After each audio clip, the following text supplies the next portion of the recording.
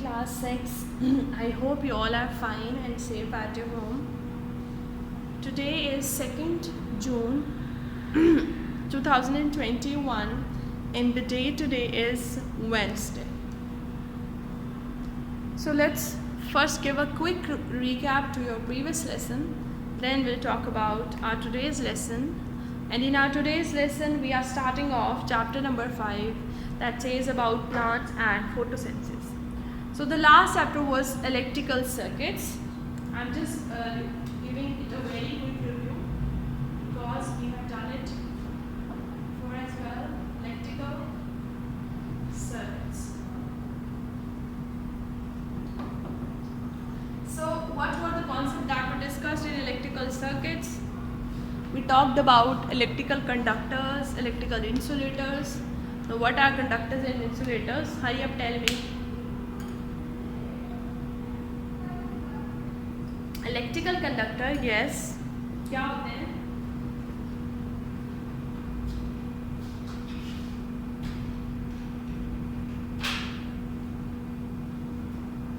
Electrical conductors are the materials that allows electricity to pass through them, whereas electrical insulators do not allow electricity to pass through them.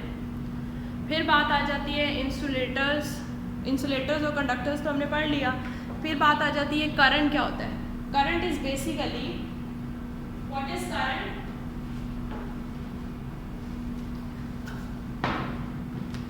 Current is basically the flow of charges के flow को current कहते हैं.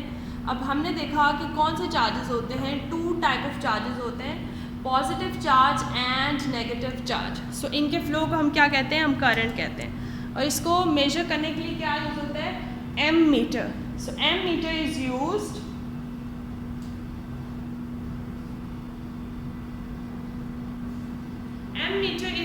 to measure what? Is used to measure current. Then we talked about voltage. What is voltage? Voltage is actually the push that is required by what? The push that is required by current for the flow of charges. वो push करता है charges को flow करने के लिए. किससे measure करते हैं हम voltage को?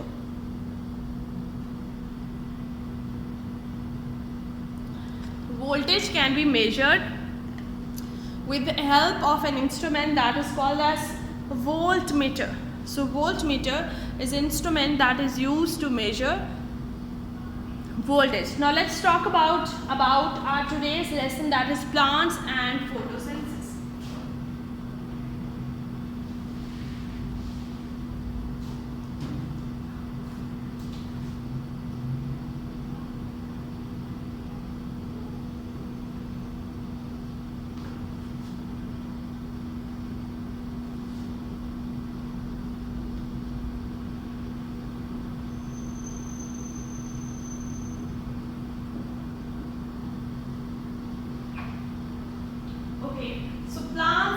फोटोसिंथेसिस. यूजुअली आप देखते हो प्लांट्स पे बहुत प्यारे प्यारे फ्लावर्स लगते हैं, और वो फ्लावर्स क्या किस चीज़ के लिए यूज़ होते हैं. It enhances the beauty of their surrounding. जहाँ पे पौधे होते हैं कितना खुशगवार मौसम होता है और आपको बहुत पीसफुल लगता है, ग्रीनरी होती है. It pleases your mind as well. But beside this there is another function of plants. What is that? Plants are important component of food chain.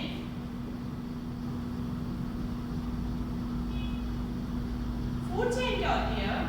आपको पता है फूड चेन क्या होती है? नहीं पता? कोई बात नहीं, let's discuss what is food chain.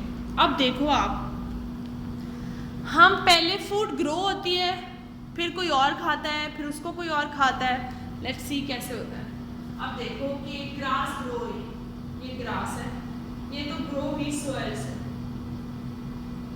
ठीक है. अब ग्रास को कौन कौन खा सकता है? ग्रास को रैबिट भी खा सकता है, ग्रास को डिफरेंट छोटे छोटे बर्ड्स भी खाते हैं. सो रैबिट की एग्जांपल ले लेते हैं. ग्रास को किसने खाया? रैबिट ने खाया. रैबिट को किसने खाया? रैबिट को कौन खा सकता है? रैबिट को फॉक्स भी खा सकता है. सो रैबिट को किसने खा लिया? फॉक्स ने. अब फॉक्स को कौन खा सकता है? लायन भी खा सकता है. Big animals. बट आपने यहाँ पे देखना है कि ये देखो जैसे ग्रास या फिर कैरेट आप ले सकते हो एग्जाम्पल, क्योंकि रैबिट्स को वो बहुत पसंद होती हैं, वो भी तो प्लांट्स की ही आउटकम है। सो अगर कैरेट थी हमारे पास, उसको रैबिट ने खा लिया। अब कैरेट छोटी थी तो इसलिए रैबिट ने उसको खा लिया। अगर कैरेट का साइज बड़ा होता या कैरेट कोई एनिमल होता तो रैबिट खा सकता था? नो। जैसे आप देखो कि अगर हम लड़ रहे होते हैं, अगर किसी की लड़ाई हो रही होती है, तो जो ह्यूज और बिग ह्यूमन बीइंग या कोई मैन होता है वो जीत जाता है। अगर छोटा बच्चा उससे लड़ाई कर रहा होगा तो वो हार ही जाएगा ना, क्योंकि उसके पास स्ट्रेंथ ज़्यादा। ये क्यों होगा?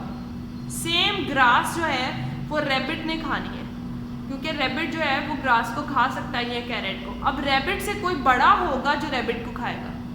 अब फॉक्स रैबिट से बड़ा है तो वो रैबिट को खा लेगा। फिर क्या है, लायन जो है वो फॉक्स को खा लेगा। बट आपने यहाँ पे देखा है कि लेवल इंक्रीज होता जा रहा है और ये एक चेन बन गई है कि एक बर्ड या एनिमल एक को खाएगा, फिर वो किसी और को खाएगा और वो किसी और को खाएगा। लेकिन ये स्टार्ट हमेशा प्लांट से होता है। ये स्टार्ट हमेशा कुछ ऐसे फूड से होता है जो प्लांट से बनती है। सो ये चीज़ जो है इसको बोलते हैं food chain. This is called as food chain. ठीक है, ये है फूड चेन और इससे प्लांट्स अपनी फूड बनाते हैं। ठीक है, अब देखते हैं कि प्लांट्स फूड को प्रिपेयर कैसे करते हैं।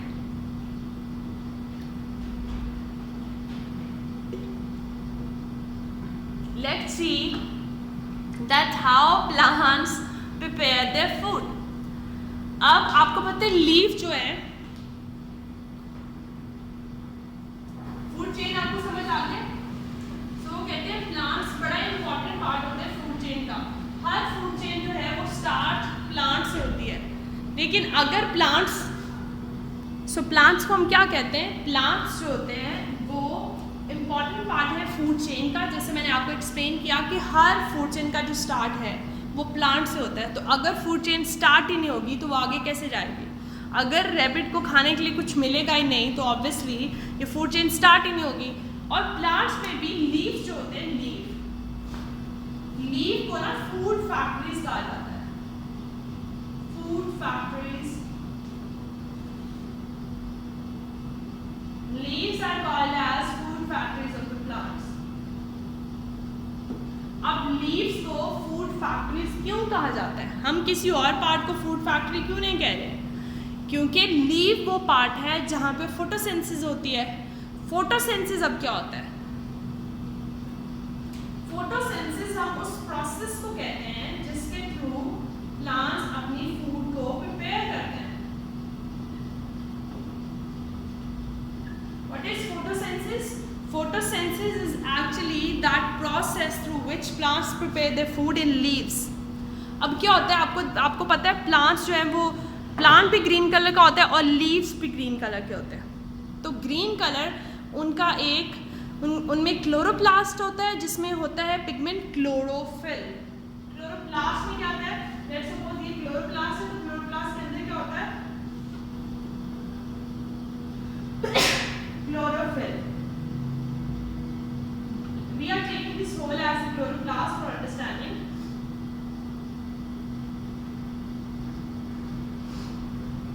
ये क्लोरोप्लास्ट है और वो ऐड होगा उसके अंदर है क्लोरोफिल।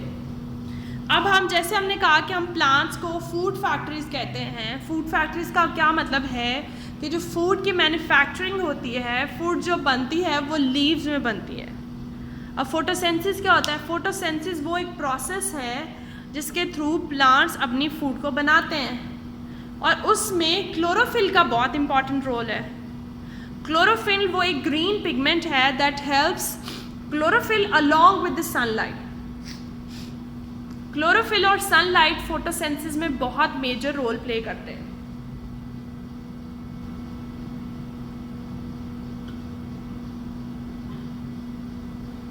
ठीक है, अब क्लोरोफिल और सनलाइट कैसे रोल प्ले करते हैं? Water and carbon dioxide, this is water, this is carbon dioxide am erasing this because we have less space left over. This includes in the chemistry of photosynthesis.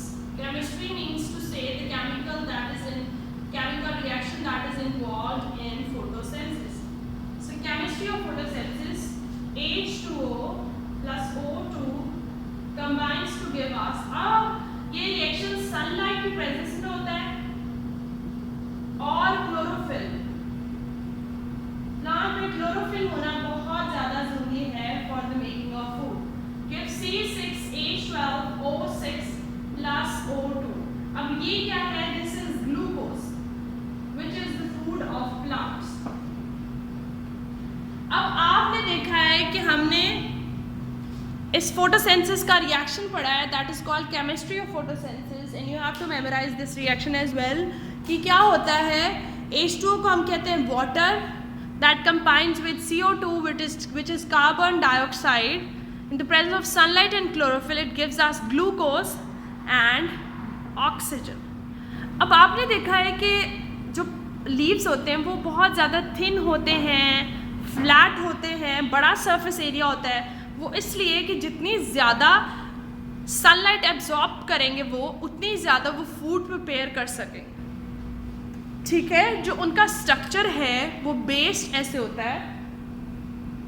The structure is, you can say, is manufactured by Allah Ta'ala in such a way that they are adapted to do their work. जैसे देखो हमारी legs हैं, हमने walk करनी होती है, so they are strong. So every part of our body or everything is made according to its function.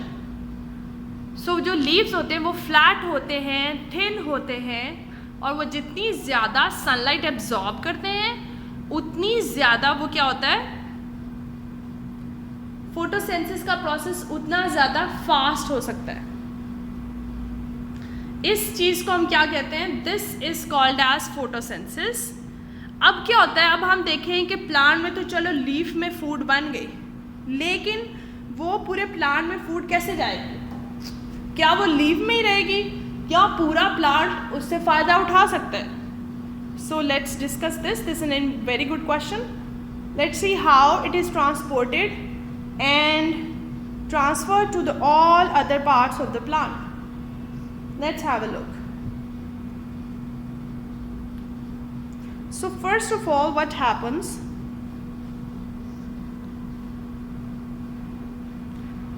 Plants में xylem और phloem होते हैं। Xylem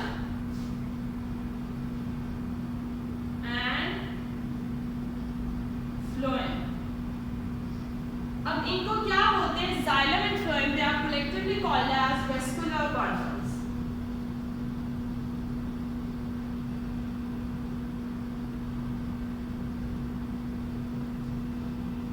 अब आपको पता है कि पानी जो है वो प्लांट कहाँ से एब्जॉर्ब करता है? रूट से। तो ऑब्वियसली वो पानी रूट से बाकी सब एरियाज के पास जाता है। तो xylem वो ट्यूब है जो प्लांट से सारा वाटर लेती है, मीन्स रूट से लेती है और पूरे प्लांट में ट्रांसफर कर देती है। जैसे आपने देखा जो सेंटर वाला, लेट मी शो यू, ऐसे अगर एक प्लांट बना हुआ है, स्टेम होता है, जो स्टेम में ये xylem और phloem होते हैं। यहाँ पे लीव्स है, यहाँ पे भी लीव्स है, और यहाँ पे कहीं नीचे जाके रूट्स है।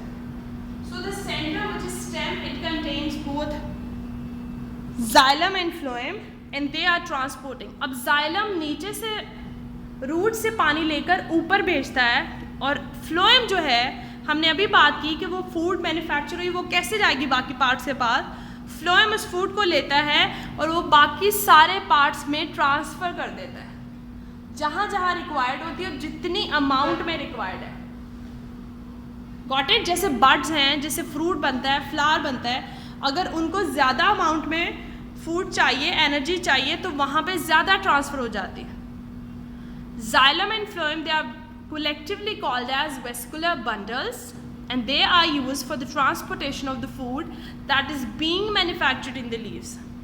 Is it clear?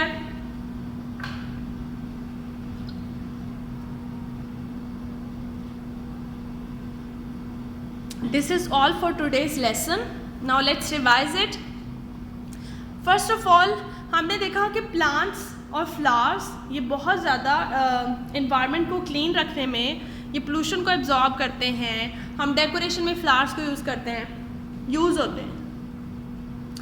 अब इसके अलावा भी तो कोई इनका function है. हमने देखा ये बहुत ज़्यादा important part है food chain का. फिर हमने देखा फूड चेन क्या होती है. फूड चेन वो लिंक्स होते हैं जिससे हम देखते हैं कि अगर किसी एनिमल ने फर्स्ट कैरेट खाई, हमने देखा, फिर कैरेट रैबिट ने खाई, रैबिट को फॉक्स ने खाया, फॉक्स को लायन ने खाया, so it goes on. This is called food chain. Chain भी तो ऐसी होती है ना, वो हर जो उसका सेल होता है वो दूसरे सेल से जुड़ा होता है. और इसमें आपने देखा प्लांट सबसे फर्स्ट पार्ट हैं, प्रोड्यूसर हैं, वो प्रोड्यूस करते हैं फूड. हम अपनी फूड खुद तो नहीं बनाते, हम वेजिटेबल्स खाते हैं, हम फ्रूट्स खाते हैं, तो वो सारी चीज़ें कहाँ से आती हैं? प्लांट से आती हैं. So plants are producers and then this food chain goes on. और अगर प्लांट से फूड नहीं बनाएंगे तो फूड चेन कैसे चल सकती है? फिर हमने देखा लीव्स को फूड फैक्ट्रीज कहा जाता है प्लांट की. क्यों कहा जाता है? Tell me. Yes Rimisha, why they are called as food factories?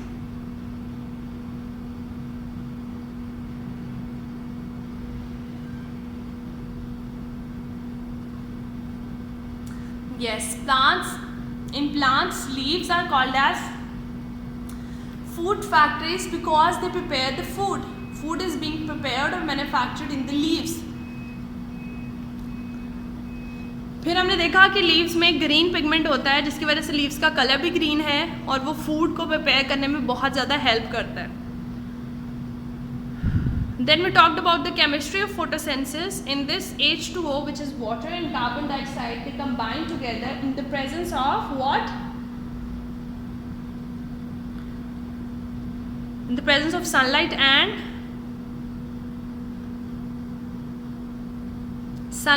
and chlorophyll, and they gives us what? They gives us glucose plus oxygen. हमने फिर देखा कि अगर ये फूड प्लांट्स में बन गई है तो ये ट्रांसपोर्ट कैसे होगी? So this will be transported with the help of vascular bundles. Vascular bundles क्या होते हैं?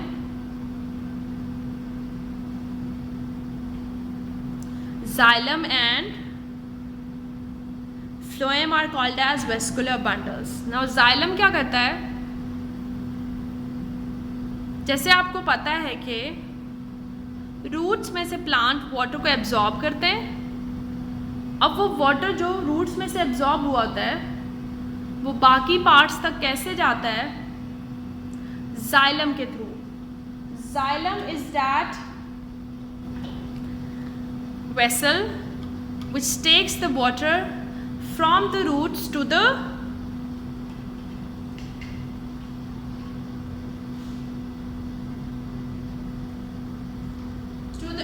areas of the plant. Phloem क्या होता है? Phloem actually takes that food. जो food कहाँ पे बनी है? Leaves में. So it takes that food and it transports that food to the all other parts of the plants where it is required and in what amount it is required. Let's see which questions you have to do from your book. You have to take out page number 70. Let me focus it. Yeah. Why are plants important? I've explained it to you. Where does the energy of photosynthesis comes from? From sunlight and also from the chlorophyll. So you can write the energy of photosynthesis come from the sunlight. आप दोनों भी लिख सकते हैं लेकिन सबसे ज़्यादा सन से आती है क्योंकि सन रेज अगर फॉल नहीं होती हैं प्लांट में तो फोटोसिंथेसिस स्टार्ट नहीं होती. So you can say sunlight.